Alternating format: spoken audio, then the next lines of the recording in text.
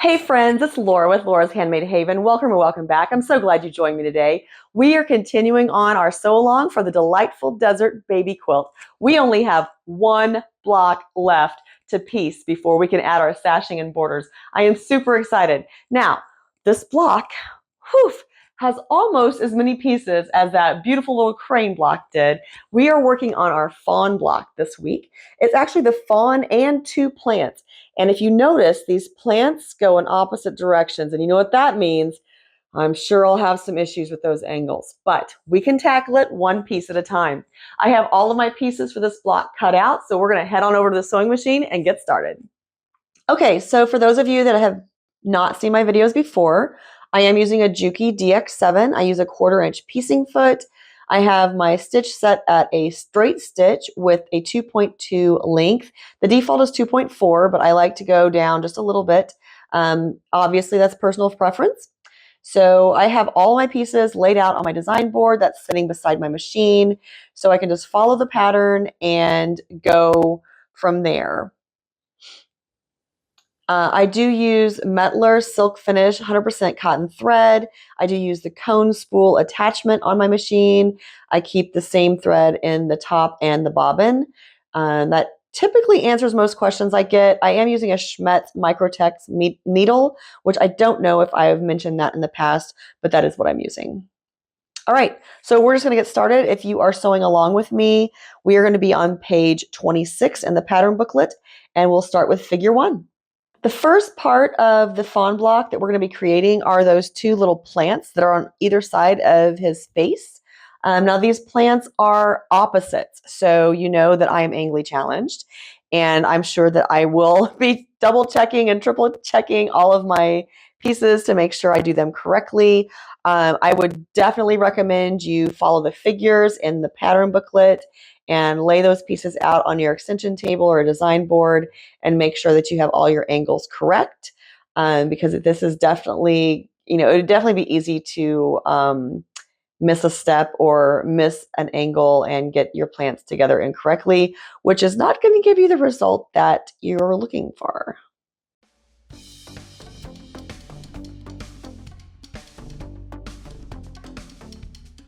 I am just going back and forth between creating the left and the right plant. There are lots of angles to keep track of, but I'm just kind of, laying them out as I go, making sure everything looks right and making sure that they are lined up the way they should be.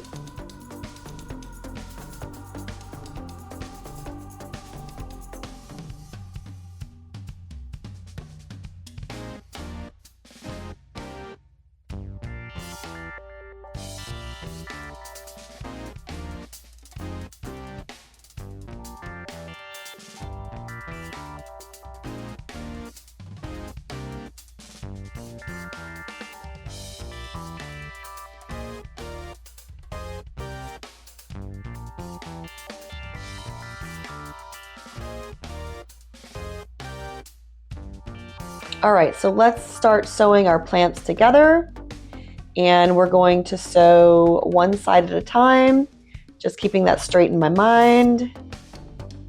And we're going to have two little plants lickety split. Now you will notice that I did not press these beforehand.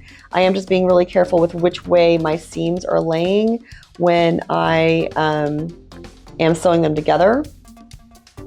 And then there's just one piece that goes on the top of each of these plants, and that's what I'm sewing on now.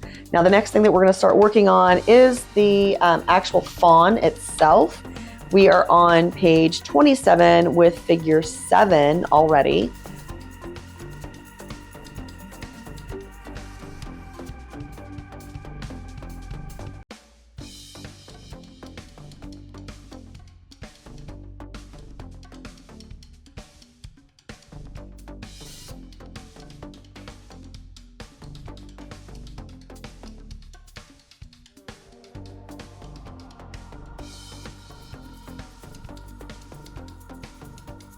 Now, the one thing that I want you to keep in mind is we are creating the eyelashes for the fawn.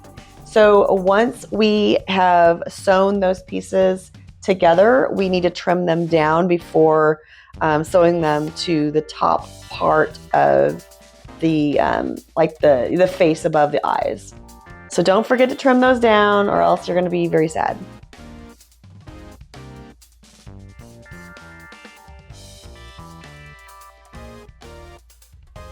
So I have trimmed down my little eyebrows now, and you can see how cute are they? I guess it's eyelashes. I don't know. The top part of the eye, it's trimmed, so it looks right. Now we do have a couple of stitch and flip corners or pieces to put on, and those are rectangles. Just follow figure 8 and make sure you have those laid out correctly to get those angles correct for your little fawn's face. And this is going to create the angle at the bottom of his face that goes into the nose. I'm going to go ahead and sew the side of his face onto the plants, just so I don't lose track of which side is which. And then I'm going to start working on that nose unit, which is figure 9.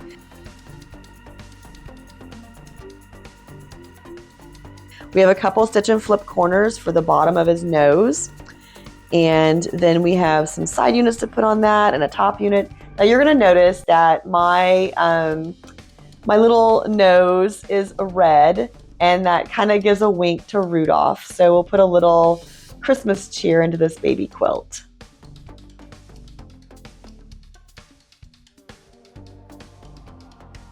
Got to add in some magic for that great nephew, right?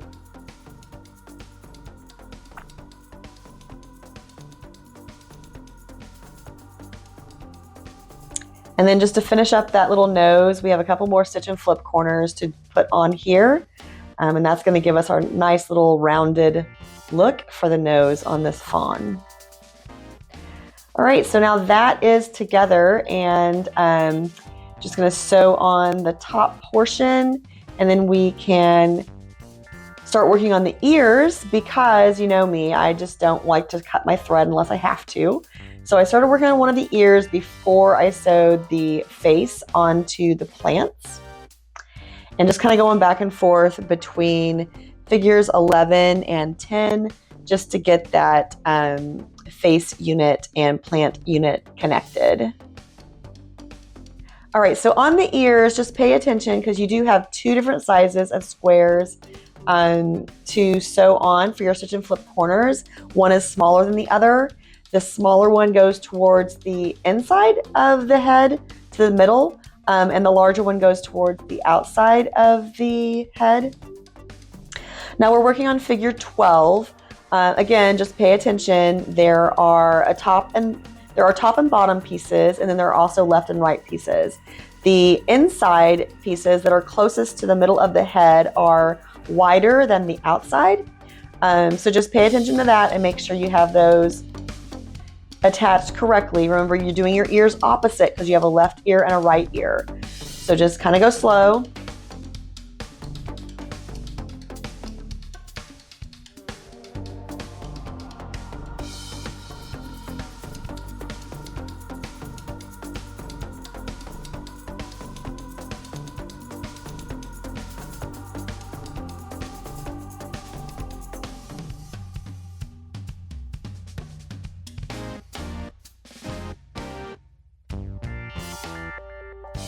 And then once you have those ears together, we can sew it to the middle of the head. And now we can sew our ears onto the head and plants.